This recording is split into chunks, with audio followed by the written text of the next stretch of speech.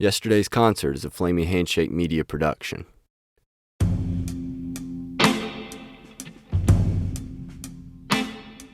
The overhead lights flickered into existence as I tried to rationalize these blues. Fans climbed over me in my aisle seat. Pardon me. I begrudgingly shifted my knees for the fan to join the gridlocked aisles. This was their last chance to double fist overpriced beers before the headliner. Wouldn't want to impinge on that. Never mind, I was over here having an existential crisis. The young fan to my left was an antsy mess, quite literally squirming out of her seat. Her favorite band was about to take the stage. She'd already told me twice. This must have been her first concert, too. Can't say I blame her.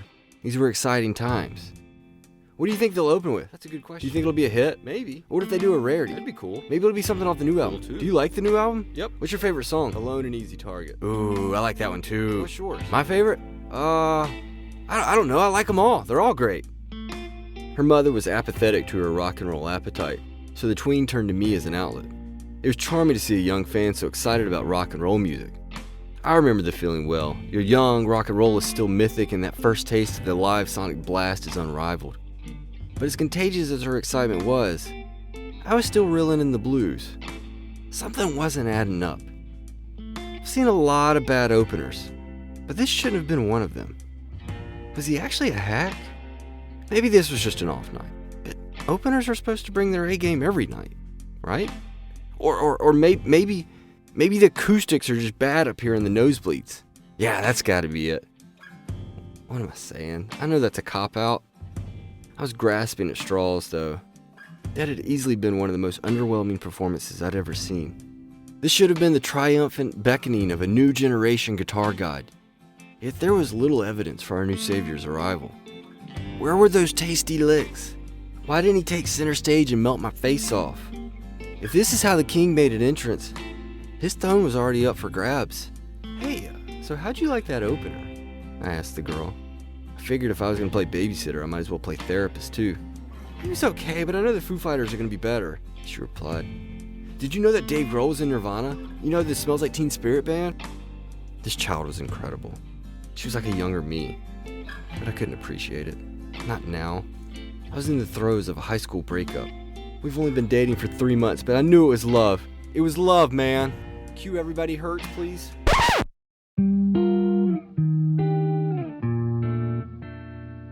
The cliche goes that time heals all wounds, but time is also a cruel mistress. With each new album, televised performance, and YouTube video, I saw less and less of that spark. The following years were unrelenting with disappointment. Of all the new artists to emerge from the 2010s, this was the one I was most excited to watch his star grow. Instead, I watched him burn out in the stratosphere. This is my apology letter to Gary Clark Jr.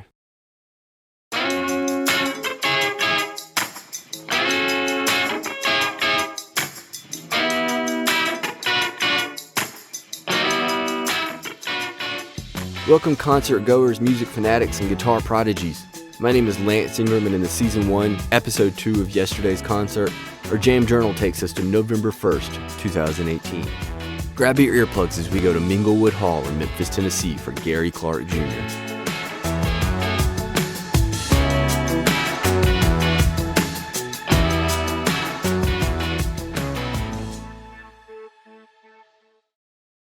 I was sold. Buy this album, whatever the cost. Crunchy palm-muted chords doused in reverb ripped through my speakers. Each stroke slammed like an atom bomb. The music was drenched in the blues but sounded nothing like any token Chicago blues act. But to call it the blues was an unfair accusation. This was something new. It was garage rock, indie rock, and neo-soul, all with a wallop of psychedelia. But most of all, it had that it factor. It was something every kid that ever picked up a six-string dreamt of.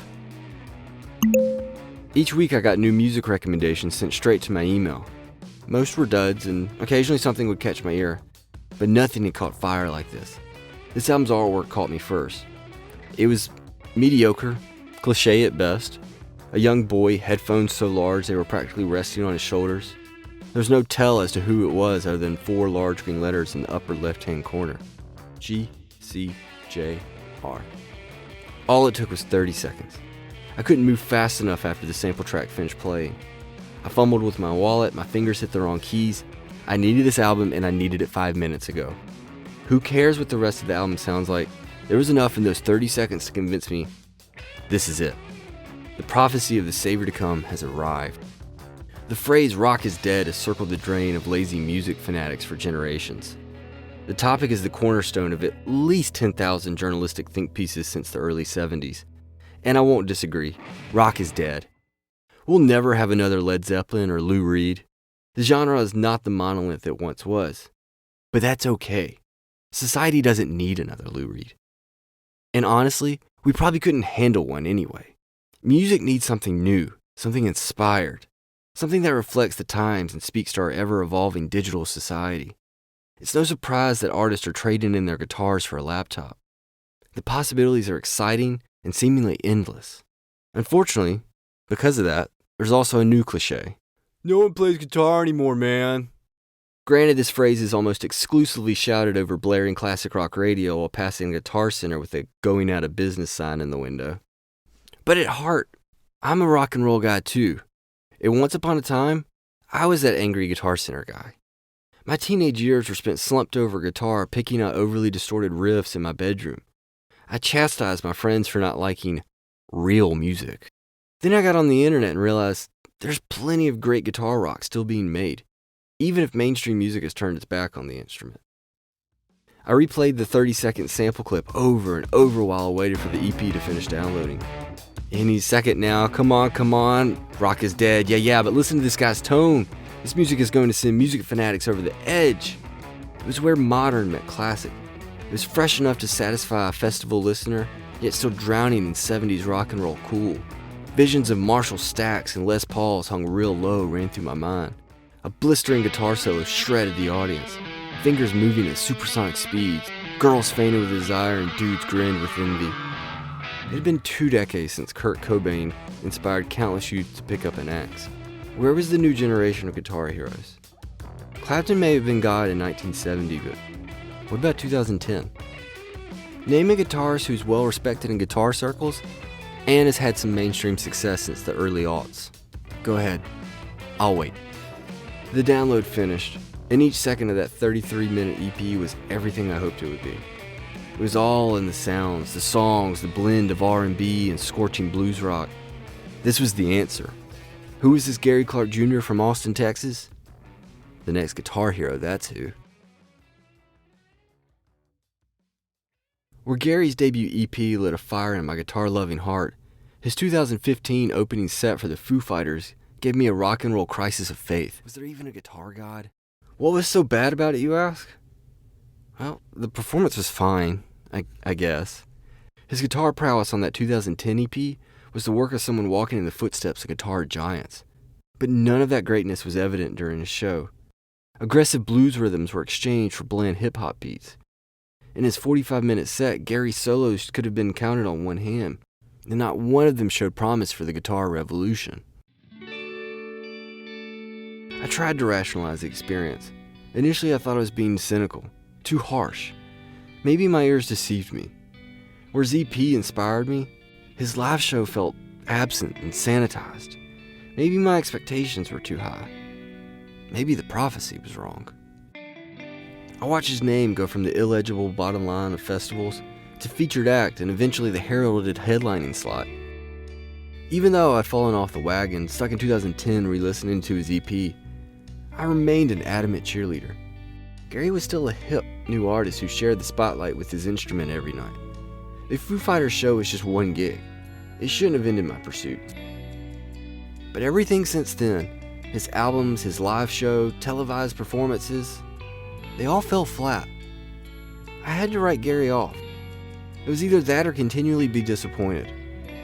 I could still celebrate him from the sidelines, but I had to move on. Like any good breakup, I decided it wasn't him. It was me. But destiny found me when I least expected it. 3 years later, I was scrolling social media when I saw a post from a mid-sized club right down the road from my home. Gary Clark Jr., one night only. Minglewood Hall, tickets on sale now. It's like bumping into your ex at the grocery store. They still look great. You heard from a friend of a friend that they're single. Maybe the stars were aligning. Could this be our second chance, or was I setting myself up for heartbreak again? I had to give it another chance. Everyone deserves a second chance, right? I mean, it was just one concert. It's not like I was going on tour with the guy.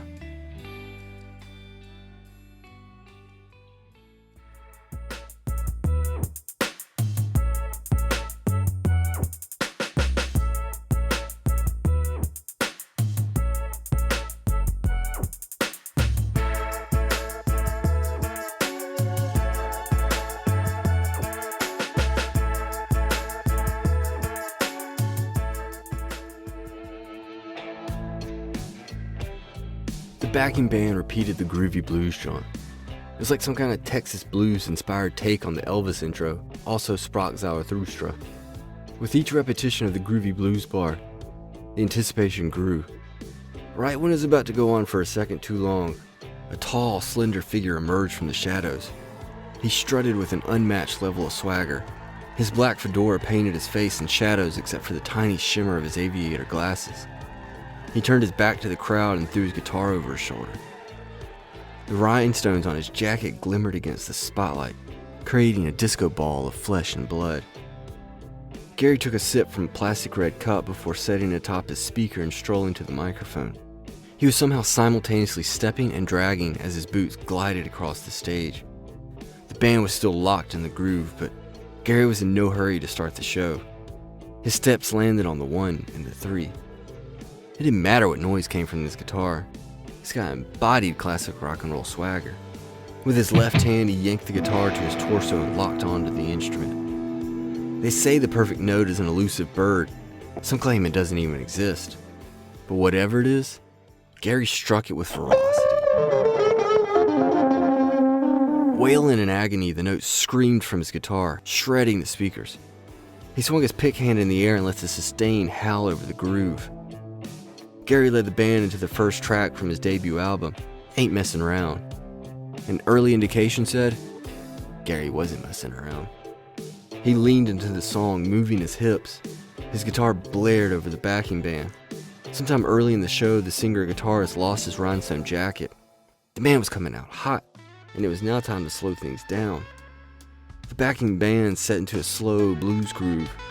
Gary closed his eyes, looked to the heavens, and his fingers took a walk. The guitar let out a slow bend as Gary struck a clean blues lick. His left hand wandered along the fretboard, deciding where to launch the next attack. Settling on a spot, he tore into an unfiltered blues phrase. His guitar moaned like a late-night flick. Without ever opening his eyes, he stepped to the microphone and through 12-bar blues agony, began a cover of Lowell Fulson's 1946 3 O'Clock Blues. Where the lyrics were saturated in sadness, Gary's voice was bathed in beauty and soul. After the first verse, he stepped away from the mic to face his backing guitars. Don't you do it, Gary. Don't you do it. Don't you let him take this solo. It's all you, baby. The song was begging for his hands to write this solo, not someone else's. His eyes darted from the musician. His hands struck the fretboard. He was looking for that perfect note again. He struck a chord. Borderline sexual shouts echoed through the crowd. Gary let it linger before a short machine gun burst. He was teasing us. It was all feather and ticklers with this guy. Again, the backing musicians were steadying the groove. The bass took a walk and the keys sustained. And Gary ripped it.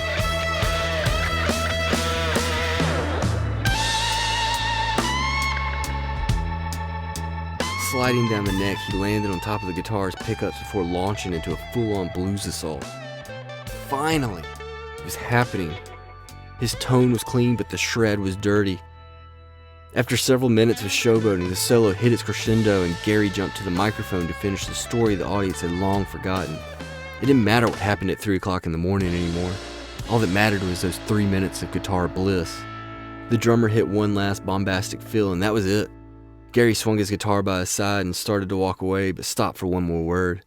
Yeah. I was smitten like a schoolgirl crush.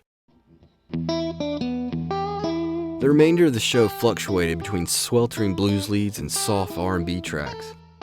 During those softer tracks, his instrument hung by his side. But when it was in his hands, that guitar begged for mercy. To close the main set, Gary ripped into a familiar crunchy palm-muted chug. His guitarist took the rhythm and Gary's guitar shrieked like a buzzsaw.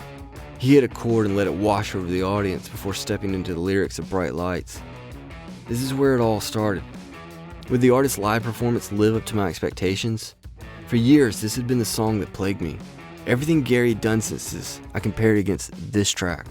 "You're gonna know my name." A truer statement couldn't have been made. Gary started the chugging rhythm under the chorus as the band fell back in. He stepped back, ran his fingers along the guitar, and I prepared myself. This would be it. This was going to be the big one. Nothing. Zilch. Silence. Not a note. Musicians exchanged glances. Who's it going to be? Who's next? His backing guitarist stepped forward. Drenched in distortion and psychedelia, he tore into the exact solo I wanted from Gary. All this time, that's all I wanted. I wanted this star to take that solo. But Gary wasn't going to send the crowd home empty-handed. After all, it was his name on the marquee. Gary stepped from the microphone and slid to the front of the stage. His body tilted so no one could miss his instrument. Rather than teasing the crowd, he dove straight into a guitar solo that could best described as Down by the River-esque. His eyes closed, he lit into the instrument. His guitar screamed and pleaded. The crowd erupted in another round of borderline sexual responses. He nodded to the band to take it up a notch. I now realize that earlier when he allowed the other guitarist to have a moment, it was done in utter humility because he was about to outshine that kid. After reminding the audience who he paid to see, Gary ended the song, dropped his guitar at his amplifier, and left the stage.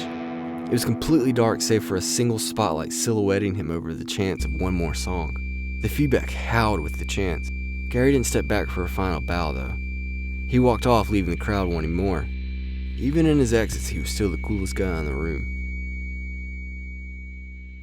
As much as I wanted a start-to-finish shred fest, the slower moments, the times when Gary's guitar hung by his side, showed me a side of the artist I'd been overlooking. His voice was beautiful. His lyrics were a masterclass in modern blues and homage. My own expectations had been so blindly focused on the guitar god that I overlooked the other facets of what made Gary Clark Jr. special. He wasn't a one-trick pony. He was a musical thoroughbred. His ability as a musician shouldn't be defined by what he does on the guitar, but what he can do with his song. It was at his discretion when the crowd's face would or would not melt, and he knew it. But this time, I was okay with it. Gary's proven there's more to being a great artist than being a great guitarist. The thing that makes a great guitarist great isn't all the notes you can play, but the ability to know what notes not to play. I have no idea if Gary Clark Jr. wants to be a guitar hero. It's a ridiculous title that leaves young talent in the footsteps of giants. Maybe Gary does. Who knows? My assumption is Gary wants to be an artist, write some great music, and just so happen to be an excellent guitar picker along the way. So what if he's not a trailblazer like Hendrix, or a master shredder like Malmsteen? My dissatisfaction was built around a silly bias that I had concocted after hearing a 30-minute EP. He's a talented artist and a modern-day guitar phenom, a rarity in today's mainstream music. So what if he's not the guy to make a combo Les Paul Marshall stack sexy again? As I said, modern music probably doesn't need that. But if there's anyone with the swagger to do it, it's Gary Clark Jr. Wherever his career takes him, he's undeniably inspiring the next generation of axe shredders, which is maybe all music ever needed.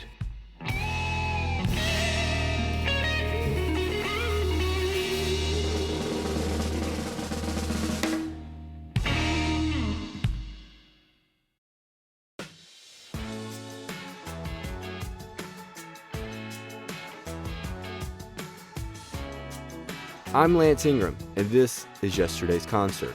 Thanks for tuning in to another episode. Sources and more info on today's show are available on our website, yesterdaysconcert.com. While you're there, connect with Yesterday's Concert, sign up for our e-newsletter, or jump over to Facebook or Instagram and give us a shout at Yesterday's Concert. And until next time, take care of your shoes.